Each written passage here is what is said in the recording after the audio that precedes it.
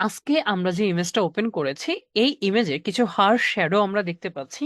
So এই জাতীয় shadow গুলাকে কিভাবে আমরা রিমুভ করতে পারি এই বিষয়গুলো নিয়ে আজকে আমরা আলোচনা করব।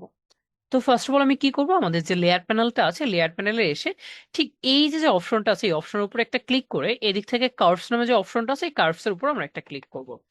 ক্লিক করার পরে এই যে কালার লাইনটা আমরা দেখতে পাচ্ছি এই কালার লাইনটাকে ড্রাগ করে আমরা একটু উপরের দিকে নিয়ে যাব এবং আমরা আমাদের মতো করে অ্যাডজাস্ট করে রাখার ট্রাই করব। সো লাইক আমার কাছে মনে হচ্ছে যে এইটুকু আমার কাছে অ্যাডজাস্টেবল মনে হচ্ছে, সো আমি এইভাবে রেখে দিলাম। রেখে দেওয়ার পরে একটা বিষয় খেয়াল করে দেখেন, আমাদের যে অংশগুলো একটু হাইলাইট ছিল সেই অংশগুলো কিন্তু অনেক বেশি ব্রাইট হয়ে গিয়েছে। সো এটাকে যদি আমরা ঠিক করতে চাই কিভাবে আমরা ঠিক করব, জাস্ট এই যে যে লেয়ারটা আছে অর্থাৎ যে কার্ভস এর লেয়ারটা নিয়েছিলাম আমরা, এই কার্ভস এর লেয়ারের উপর এসে আমরা নর্মালি একটু ডাবল ক্লিক করব।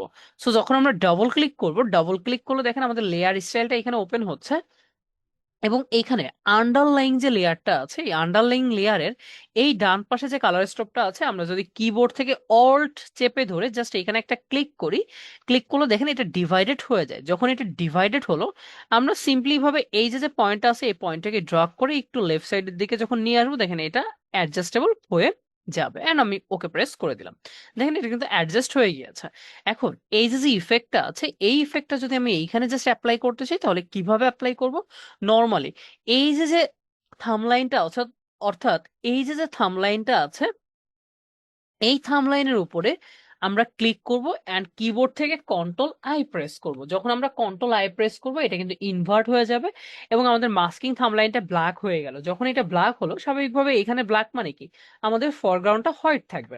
তো আমরা ব্রাশ টুলে চলে আসলাম, ব্রাশ টুলে আসার পর অপাসিটি এবং ফ্লোটাকে আমরা আমাদের মতো করে অ্যাডজাস্ট করে জাস্ট এদিক থেকে একটু অ্যাপ্লাই করে দিয়ে যাচ্ছি। দেখেন নর্মালি আমি একটু এইভাবে অ্যাপ্লাই করছি, এদিক থেকে কার্সরটাকে ছোট বড় করে আমরা আমাদের মতো করে সিম্পলি ভাবে একটু অ্যাপ্লাই করে দিয়ে যাব, যে এখানে যেখানে আমাদের কাছে মনে হবে যে একটু প্রবলেম আছে। সো আমরা এটাকে আরেকটু জুম ইন করছি, কার্সরটাকে আরেকটু ছোট বড় করছি, ছোট বড় করে আমরা এদিক থেকে একটু অ্যাপ্লাই করে দিয়ে যাচ্ছি। দেখেন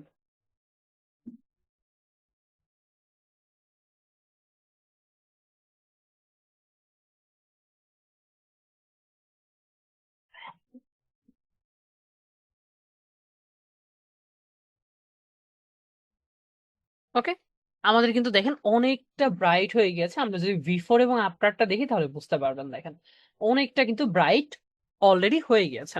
এখন আমরা কি করবো, এই কার্সের আরো একটা কপি নিব, জাস্ট সিম্পলি ভাবে কন্ট্রোল জে প্রেস করে আরেকটা কপি নিচ্ছি। কপি নিলে কিন্তু এটা অনেক বেশি ব্রাইট হয়ে যাচ্ছে এবং একটু ফ্যাকাশে হয়ে গিয়েছে। তো আমি নর্মালি কি করতে পারি, আবার সেম এই যে অপশনটা সেই অপশনে চলে আসতে পারি অ্যান্ড এদিক থেকে এই ব্রাইটনেস এবং কন্ট্রাস্ট নামে যে অপশনটা আছে ব্রাইটনেস এবং কন্ট্রাস্টে আসবে এবং এদিক থেকে আমি কন্ট্রাস্টটাকে একটু বাড়িয়ে দিচ্ছি। দেখেন জাস্ট কন্ট্রাস্টটাকে একটু বাড়িয়ে দিলাম।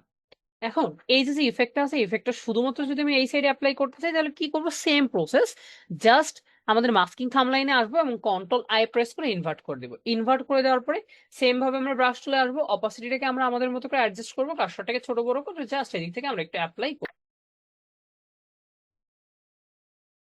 আমরা এই দিক থেকে অপোজিটটাকে একটু কমিয়ে দিচ্ছি। আমরা যদি V4 এবং আফটারটা দেখি দেখেন একটা পার্থক্য কিন্তু আমরা দেখতে পাচ্ছি। এখন আমরা কি করবো, সবগুলো লেয়ারকে মার্জ করে দিব। তাহলে আমি জাস্ট উপরের লেয়ারটাকে সিলেক্ট করলাম অ্যান্ড কিবোর্ড থেকে shift control alt E press করলে সবগুলো মার্জ হয়ে জাস্ট একটা কপি চলে আসলো। আমরা যখন সবগুলোকে মার্জ করলাম, মার্জ করার পর আমরা চাইলে একটু কালার ব্যালেন্স করতে পারি। কিভাবে করতে পারি, জাস্ট ইমেজে যাব, অ্যাডজাস্টমেন্টে যাব, দেন কালার ব্যালেন্সে চলে আসবো এবং কালার ব্যালেন্সে আসার পরে এদিক থেকে আমরা আমাদের মতো করে কালার গুলোকে একটু অ্যাডজাস্ট করে নিবো জাস্ট, সেভাবে আমরা রাখতে পারি। আর এদিকে আমাদের আরো একটা টুলস আছে যেটা হচ্ছে ডটস টুল। আমরা একটু ডটস টুলে আসবো, রেঞ্জটাকে মিড টোন সিলেক্ট করব। আমরা প্রয়োজনে একটা লেয়ার নিতে পারি অথবা আমি জাস্ট নর্মালি এদিক থেকে একটু অ্যাপ্লাই করে দিয়ে যাচ্ছি। দেখেন যেখানে যেখানে একটু সমস্যা মনে হচ্ছে সেখানে আমি হালকা করে একটু জাস্ট এটাকে অ্যাপ্লাই করে দিয়ে যাবো। তো দেখেন আমরা যদি V4 এবং আফটারটা দেখি, এটা ছিল V4, এটা হচ্ছে আফটার। সো এই প্রসেসে চাইলে আমরা যে কোনো শ্যাডোকে কিন্তু খুব সহজেই রিমুভ করে ফেলতে পারি।